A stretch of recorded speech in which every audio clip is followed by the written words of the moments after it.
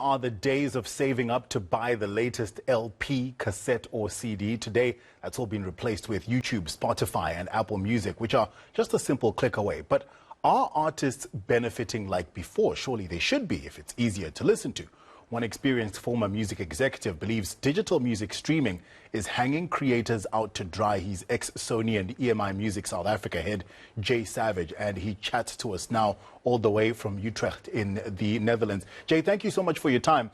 I think a lot of us believe that, you listen to an independent artist a few times and that money is going into their pocket. But come to understand that unless you are Drake or Beyonce, you're not making serious money. So how exactly do these disbursements work? Well, that's exactly it. Good morning, Tapuma. Nice to see you. That's really what kind of got me sort of thinking about it, and I like the way you introduced it, because as music fans, there's a feeling I think you like to have that that the music that you're paying for is going to the music that you're listening to, it's going to the artist that you're listening to, and that's simply not the case. So I guess it's a complex issue, talking about the accounting that's involved. I think it's a needlessly complex issue, but because in a digital age when we know that every piece of information or all data can be tracked, is being harvested. The fact that accounting is music accounting, royalty accounting is done on the basis it's done, well, I think we need some radical revision. The essence of it in the accounting sphere is that the money is pooled.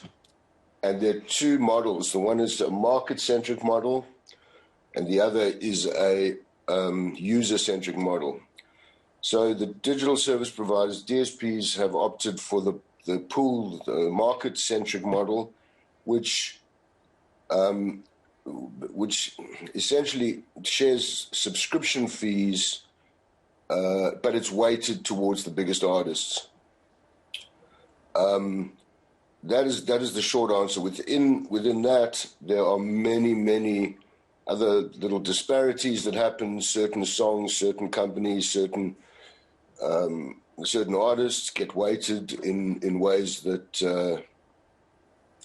I think need to be looked at. A report that I've just done for a client is on the United Nations research report that they did into streaming. The World Intellectual Property Organization have just completed a vast and very detailed report into it. And and the long and short of it is that artists are really getting the thin wedge. Yeah. And Jay, point that Jay, if I can just cut in there for a second and ask you, particularly from a South African perspective, how bad are our artists hit? Because we've got big global artists, but none as big as Drake or Beyonce.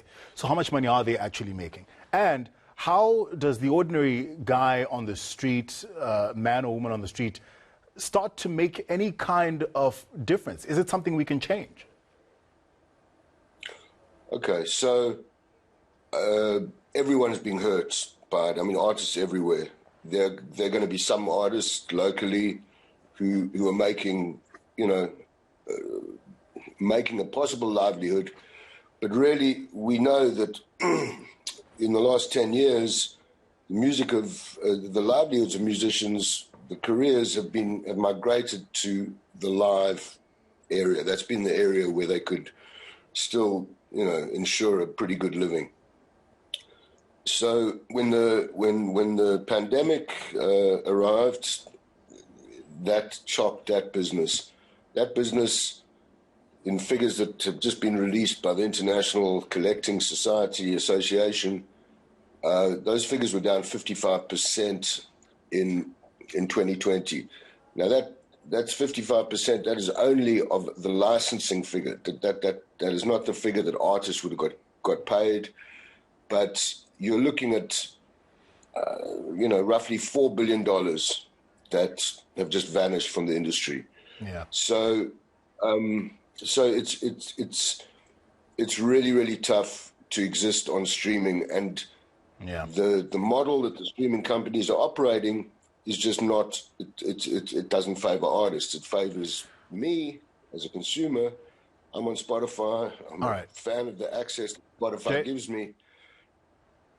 Sorry, Jay, I'm going to have to cut in there.